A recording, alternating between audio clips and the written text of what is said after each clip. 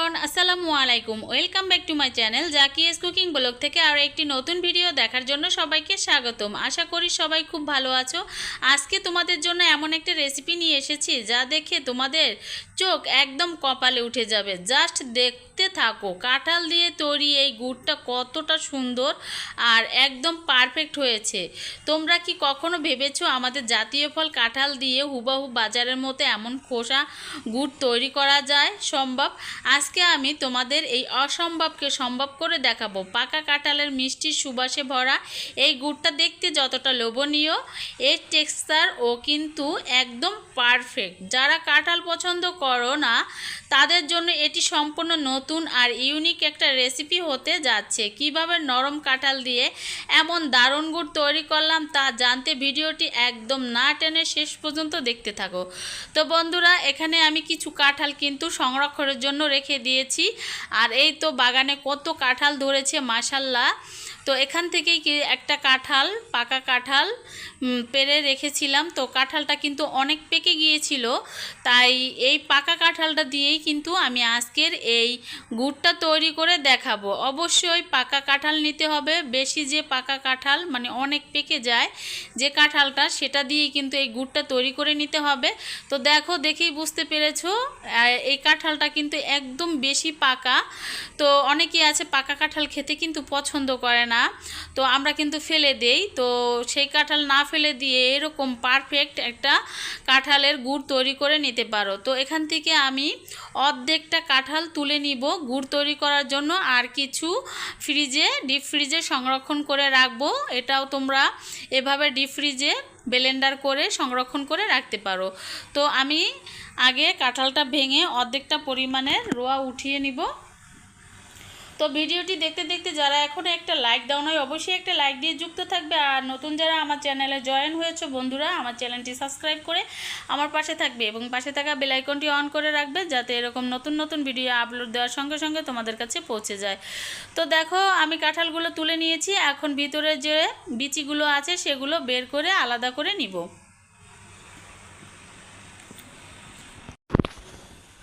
তো দেখো, এক এক করে কিন্তু কাঁঠালের ভিতরের বিচিগুলো বের করে উপরের কাঁঠালের রোয়াগুলো নিয়ে নিচ্ছি।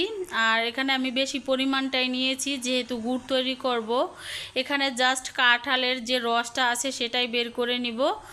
আর কিছু আমি ডিপ ফ্রিজে সংরক্ষণ করে রাখবো, যাতে যখন খেতে ইচ্ছে করে তখনই বের করে যে কোনো নাস্তা তৈরি করে নেওয়া যাবে। তো দেখো, আমার কিন্তু কাঁঠালের বিচিগুলো বের করা হয়ে গিয়েছে। এই পর্যায়ে এগুলোকে আমি ভালোভাবে হাত দিয়ে চটকিয়ে নিব। এমনভাবে চটকাতে হবে সবগুলো জানি একদম মিক্স হয়ে যায়, একদম নরম হয়ে যায়। তো দেখো, হাত দিয়ে ভালোভাবে চটকিয়ে নিচ্ছি। আর এখান থেকেই কিন্তু এই গুড়টা তৈরি হবে। দেখতে থাকো, ভিডিওটি স্কিপ করবে না। স্কিপ করলে কিন্তু যে কোনো এক জায়গায় বাদ পড়ে গেলে তোমরা তৈরি করে নিতে পারবে না। তো দেখো, আমি হাত দিয়ে ভালোভাবে যত সম্ভব একদম মিক্স করে একদম একটা আঠালো আঠালো ভাব তৈরি করে নিয়েছি। আর এই পর্যায়ে এখানে একটা জিনিস ব্যবহার করতে হবে, সেটা হলো চুন, পান খাওয়ার চুন। অবশ্যই এই চুনটা ব্যবহার করতে হবে, তা না হলে কিন্তু এই গুড়টা তৈরি করা যাবে না। তো দেখো, এখানে আমি আধা চা চামচের মতো চুন নিয়েছি। চুনটা দিয়ে ভালোভাবে কিছু সময় মিক্স করে এটাকে 3 থেকে 4 ঘন্টার মতো আমি রেখে দিব। রাখলে কি হবে, এটার গা থেকে পানি ছেড়ে যাবে আর কাঁঠালের একটা পারফেক্ট একটা বেন্ডিং আসে তার জন্য। তো দেখো, এভাবে কিন্তু চুনটা দিয়ে মেখে রাখবো। আর এই যে কাঁঠাল যেটা একদম নরম হয়ে গিয়েছে, এটা কিন্তু শক্ত হয়ে যাবে আর এটার গা থেকে কিন্তু পানি ছেড়ে যাবে। তো দেখো, একটা ঢাকনা দিয়ে ঢেকে দিলাম। তো এটা আমি কিন্তু 4 ঘন্টা আমি রেখে দিয়েছিলাম। 4 ঘন্টা পর চলে আসলাম। তো দেখেই বুঝতে পেরেছো এর গা থেকে কিন্তু পানি ছেড়ে দিয়েছে।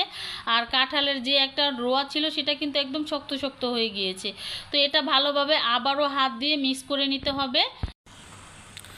তো দেখো, আবারও কিন্তু আমি হাত দিয়ে ভালোভাবে মিক্স করে নিয়েছি। আর আগে যেরকম একটা পাতলা নরম ছিল সেটা কিন্তু নাই, একদম শক্ত হয়ে গিয়েছে। আর একটা ছাঁকনির সাহায্যে ভালোভাবে আমি রসটা বের করে নিব, চিপড়িয়ে চিপড়িয়ে। এভাবে তোমরা চাইলে একটা নরম সুতি কাপড়ে এভাবে চিপড়িয়ে নিতে পারো। তো আমি হাতের সাহায্যে যতটা সম্ভব চিপড়িয়ে নিচ্ছি একটা ছাঁকনির সাহায্যে। চিপড়ানোর পরে পুরো রসটা কিন্তু একদম বের করে নিব গুড় তৈরি করার জন্য।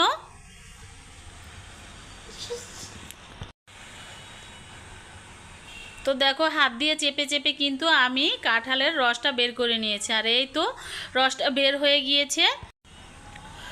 তো রসটা বের হওয়ার পরে কিন্তু এখন চলে যাব কাঁঠালের রসের গুড় মেন ধাপে। তো চলো দেখা যাক কিভাবে গুড়টা তৈরি করে নেই বন্ধুরা। তো দেখো রসটা কিন্তু একদম পাতলা, এটা কিন্তু জাল দিতে দিতে কিন্তু গুড়টা তৈরি হয়ে যাবে। তো এটা আমি নামিয়ে এখানে একটা প্যান বসিয়ে দিয়েছি, আর প্যানের মধ্যে কিন্তু আমি কাঁঠালের রসগুলো ঢেলে দিলাম।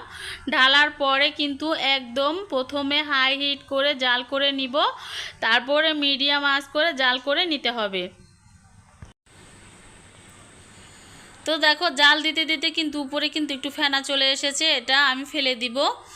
আর এই তো আস্তে আস্তে কিন্তু গুড়ে পরিণত হবে।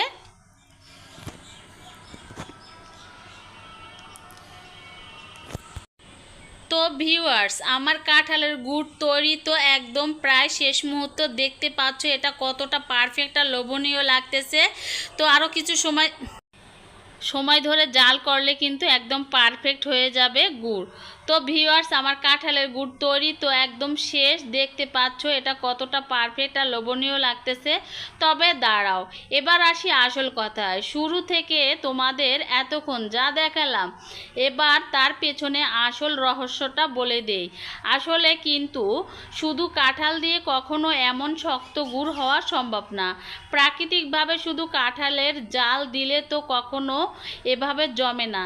তাই ভিডিওটির শেষের দিকে আমি যে ট্রিক্সটা খাটাচ্ছি তা হলো, এখানে আমি আসলে খেজুরের গুড় ব্যবহার করেছি, আর কাঁঠালটা একটু নরম থাকা শুরুতে চুন দিয়ে প্রসেস করে নিয়েছিলাম যাতে পারফেক্ট একটা বেন্ডিং আসে। ইন্টারনেটে অনেকেই অনেকভাবে দেখায়, তাই ভাবলাম তোমাদের সাথে একদম সততার সাথে আসল সত্যিটা শেয়ার করে রেসিপিটা তৈরি করে দেখাই। তো দেখো এখানে কিন্তু আমি গুড় ব্যবহার করেছি, আর গুড় দেওয়ার কারণেই কিন্তু এরকম কালারটা চলে এসেছে। এখানে খেজুরের গুড় ব্যবহার করেছি, আর কাঁঠালের মধ্যে যদি চুন দেওয়া হয় তাহলে কি সেটা খাওয়া যায়? কোনো পক্ষেই সম্ভব না যে এভাবে কাঁঠালের মধ্যে চুন দিয়ে কাঁঠালের গুড় তৈরি করে কাঁঠালের গুড় খাওয়া যায়, এটা কোনো সম্ভব না। তাহলে কিন্তু এটা খুবই একটা রিস্কের ব্যাপার, এবং জিহ্বা এবং গাল একদম পুড়ে যাবে। তো দেখো তৈরি করে নিলাম কাঁঠালের রস দিয়ে এবং সাথে মিক্স করে খেজুরের গুড় দিয়ে কাঁঠালের গুড়। তো বন্ধুরা, ভিডিওটি কেউ খারাপ দৃষ্টিতে দেখবে না। তো অনেকে অনেকভাবে এরকম ভিডিও বানায়, তো আমিও ভাবলাম যে একটু তৈরি করে দেখি হয় কি না। তো দেখো তৈরি হয়ে গেল কাঁঠালের রস দিয়ে গুড়। তো আমি একটা বাটির মধ্যে ঢেলে নিলাম। মাশাআল্লাহ, একদম কিন্তু গুড়ের মতো হয়েছে, খেজুরের গুড়ের মতো। তো আমি কিন্তু যে কাঁঠালের রস নিয়েছিলাম তার মধ্যে কিছু খেজুরের গুড় দিয়েছি। তো এভাবে তৈরি করে নিয়েছি। তো আমার এই সততা আর আইডিয়া তোমাদের কাছে কেমন লাগলো তা কমেন্ট করে অবশ্যই জানাবে। যদি ভালো লাগে অবশ্যই লাইক করবে, শেয়ার করবে। আজ এই পর্যন্তই। সবাই ভালো থাকো, সুস্থ থাকো, এই কামনা করি। আল্লাহ হাফেজ।